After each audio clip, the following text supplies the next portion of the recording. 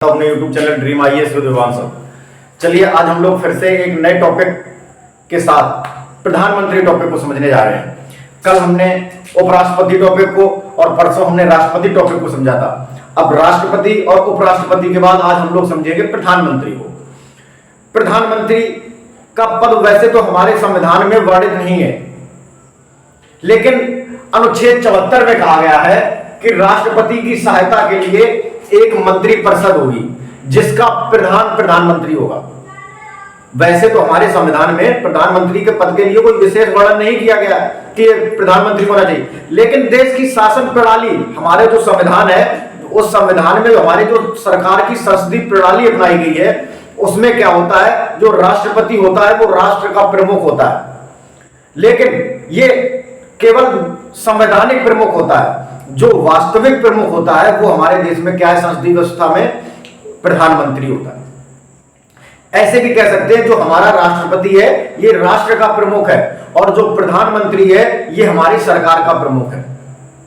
जो राष्ट्रपति है वो राष्ट्र का प्रमुख हो गया और जो प्रधानमंत्री है वो सरकार का प्रमुख हो गया। ये संसदीय व्यवस्था में होता है। जो लोकतंत्रात्मक व्यवस्था होती है इसमें यही होता है कि जो राष्ट्रपति होता है वो सरकार का प्रमुख है, यानी संवैधानिक रूप से केवल प्रमुख होता है, बल्कि जो सारे कार्य होते हैं वो प्रधानमंत्री ही करता है। और यही हमारे संविधान में कहा गया है, अनुच्छेद 74 में कहा गया है कि राष्ट्रपति की सहायता के लिए एक मंत्री परिषद होगी जिसका प्रधान, यानी उस मंत्री परिषद का जो प्रमुख होगा वही प्रधानमंत्री कहा जाएगा, ये कहा गया है। लेकिन अब देखो, राष्ट्रपति की नियुक्ति प्रधानमंत्री की नियुक्ति कौन करता है? राष्ट्रपति करता है। यहां तक क्लियर है कि प्रधानमंत्री की नियुक्ति राष्ट्रपति करता है। लेकिन ऐसा नहीं है कि राष्ट्रपति किसी भी व्यक्ति को उठा करके प्रधानमंत्री बना देगा। नहीं, राष्ट्रपति उस व्यक्ति को प्रधानमंत्री बनाता है जिसके पास लोकसभा में बहुमत हो। जिस व्यक्ति के पास लोकसभा में बहुमत होगा उस व्यक्ति को राष्ट्रपति क्या है, प्रधानमंत्री बनाता है।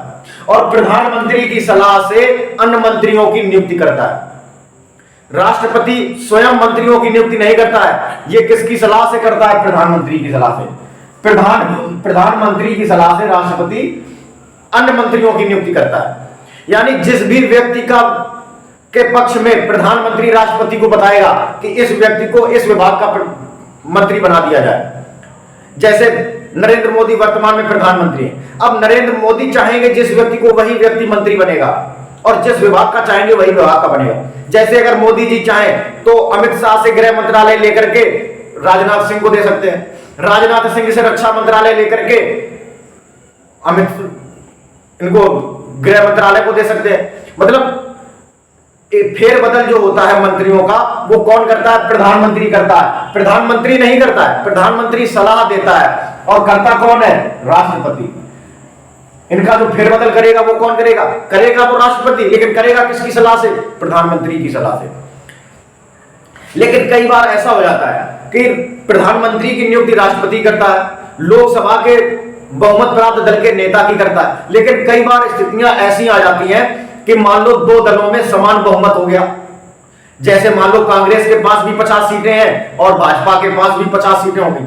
सपोज दैट, एग्जांपल के तौर पर, कि अगर दो दलों में समान बहुमत हो गया, फिर राष्ट्रपति क्या करेगा? किसको बनाएगा नेता? प्रधानमंत्री। तो फिर राष्ट्रपति के पास विवेकाधिकार होता है, यानी स्वयं के विवेक से किसी भी दल के व्यक्ति को प्रधानमंत्री नियुक्त कर सकता है। लेकिन इसमें शर्त एक होती है कि जिस व्यक्ति को राष्ट्रपति प्रधानमंत्री के रूप में नियुक्त करता है उस व्यक्ति को क्या करना होता है? 1 महीने के अंदर, 1 माह के अंदर लोकसभा में अपना विश्वास मत पेश करना होता है। यानी उसको अपना विश्वास प्रस्ताव जो है, विश्वास प्रस्ताव पास करना होता है। अगर वो 1 महीने के अंदर अपना विश्वास प्रस्ताव पेश नहीं करेगा तो उसको प्रधानमंत्री के पद से हटा दिया जाएगा। ऐसा एक बार हुआ था। कब हुआ था? 1984 में।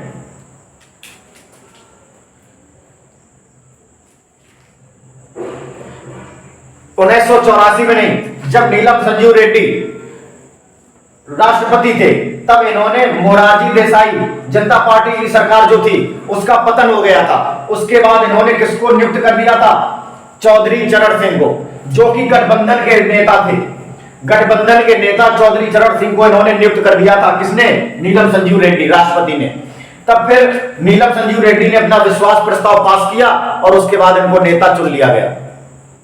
तो ऐसा होता है कि राष्ट्रपति के पास विवेकाधिकार की शक्ति है, लेकिन किसी भी व्यक्ति को बनाने की कब? जब दो दल बराबर बहुमत में हो। अगर किसी एक दल के पास बहुमत ज्यादा है तो फिर उसी दल के नेता को क्या कर दिया जाता है? प्रधानमंत्री नियुक्त कर दिया जाता है। प्रधानमंत्री के लिए, प्रधानमंत्री को जो पद और गोपनीयता की शपथ है वो भी राष्ट्रपति दिलाता है कि मैं शपथ लेता हूं कि मैं अपने कर्तव्यों का निष्ठापूर्वक पालन करूंगा, कोई भी पद और गोपनीयता की जो चीजें होंगी वो सबके सामने प्रकट नहीं करूंगा। ये प्रधानमंत्री को शपथ कौन दिलाएगा? ये राष्ट्रपति दिलाता है। अब इसके बाद जो प्रधानमंत्री का कार्यकाल है ये कोई भी निश्चित कार्यकाल नहीं है, यानी संविधान में प्रधानमंत्री के कार्यकाल के लिए कोई भी निश्चित प्रावधान नहीं किया गया है कि इतने दिन ही प्रधानमंत्री बना जाएगा। प्रधानमंत्री का एक कार्यकाल होता है जो अनिश्चित काल के लिए होता है। जब तक उसे लोकसभा में बहुमत प्राप्त है, यानी विश्वास प्राप्त है, तब तक वो उस पद पर बना रहता है। जिस दिन अविश्वास प्रस्ताव पास हो गया उस दिन प्रधानमंत्री को हटा दिया जाएगा। लेकिन ध्यान रखने वाली बात, प्रधानमंत्री अगर त्याग पत्र देता है तो वो त्याग पत्र केवल प्रधानमंत्री का नहीं माना जाएगा, वो जो त्याग पत्र होगा वो पूरी मंत्रिपरिषद का होगा। ध्यान देना, अगर प्रधानमंत्री त्याग पत्र अपने पद से देता है तो केवल वो त्याग पत्र प्रधानमंत्री का नहीं माना जाएगा, वो पूरी मंत्रिपरिषद का होता है, यानी पूरी मंत्रिपरिषद भंग हो जाती है। प्रधानमंत्री सारे मंत्रियों की नियुक्ति भी करवाता है। किससे? राष्ट्रपति से करवाता है। अगर प्रधानमंत्री त्याग पत्र देगा तो पूरी मंत्रिपरिषद भंग हो जाती है, यानी संसद लोकसभा का जो सत्र है वो समाप्त हो जाता है अगर प्रधानमंत्री त्याग पत्र दे देता है। जो हमारी मंत्रिपरिषद है वो इसके प्रति उत्तरदायी होती है। किसके प्रति? लोकसभा के प्रति। मंत्री भी हमारे यहां पर 3 प्रकार के होते हैं: कैबिनेट मंत्री, राज्य मंत्री और उप मंत्री। कौन कौन से? कैबिनेट मंत्री, राज्य मंत्री और उप मंत्री। कैबिनेट मंत्री वो मंत्री होते हैं जिनके पास प्रमुख विभाग दिए जाते हैं, जैसे रक्षा, विदेश, गृह, ये मंत्रालय जिनको दिए जाते हैं वो कैबिनेट मंत्री कहलाते हैं। इनके कैबिनेट मंत्रियों की सहायतार्थ जो मंत्री बनाए जाते हैं उनको हम लोग राज्य मंत्री कहते हैं। और उप मंत्री जो होते हैं वो कैबिनेट मंत्री और राज्य मंत्री की सहायता के लिए बनाए जाते हैं।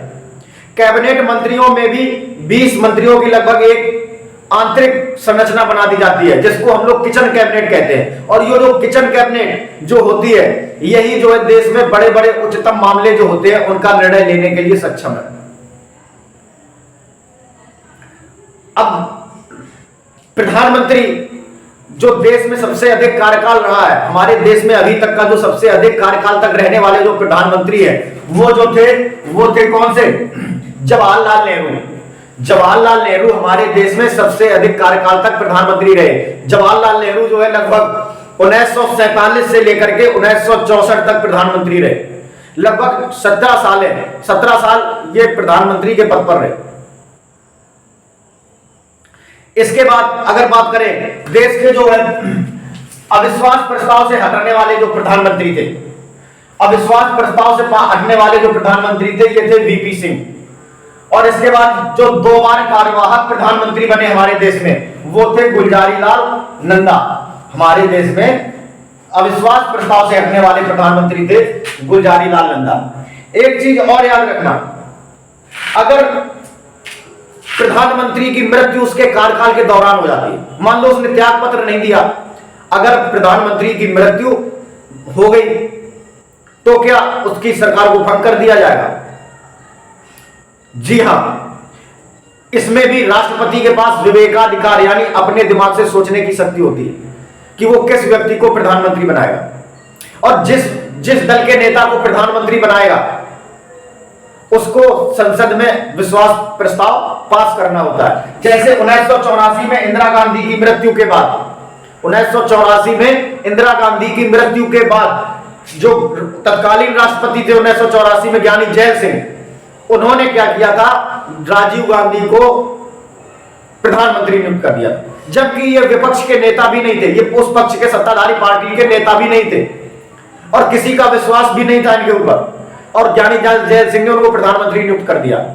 लेकिन फिर इसके बाद इन्होंने क्या किया, राजीव गांधी ने उसमें अपना लोकसभा में जाकर के प्रस्ताव पास किया, विश्वास प्रस्ताव पास किया, और उसके बाद फिर ये बने रहे। यानी राष्ट्रपति जिस भी व्यक्ति को प्रधानमंत्री नियुक्त करेगा विवेकाधिकार से, उसको क्या करना होता है, विश्वास प्रस्ताव पास करना होता है।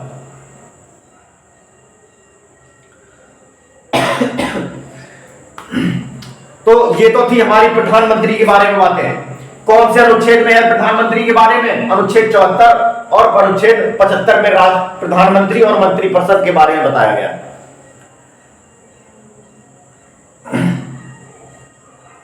बार बार गिरकर भी, वो कहते हैं ना कि बार बार गिरकर भी हम मुकम्मल खड़े हैं, बार बार गिरकर भी हम मुकम्मल खड़े हैं, ऐ मुश्किलों देख लो हम तुमसे कितने बड़े। बार बार गिरकर भी मुकम्मल खड़े हैं, ऐ मुश्किलों देख लो हम तुमसे कितने बड़े हैं। चलिए इन्हीं अच्छी लाइनों के साथ आज हम लोग प्रधानमंत्री टॉपिक को बार बार रिवाइज करेंगे। आप लोगों से भी निवेदन है कि जिस भी टॉपिक को पढ़ो उस टॉपिक को बार बार देखो, बार बार पढ़ो। अगर वीडियो देख रहे हो तो इस वीडियो को कम से कम नहीं तो 4 से 5 बार देखो आप, तब आपको समझ में आएगा कि हाँ क्या क्या शक्तियां प्रधानमंत्री के पास होती हैं। चलिए इसी के साथ मिलते हैं नेक्स्ट वीडियो में। जय हिंद।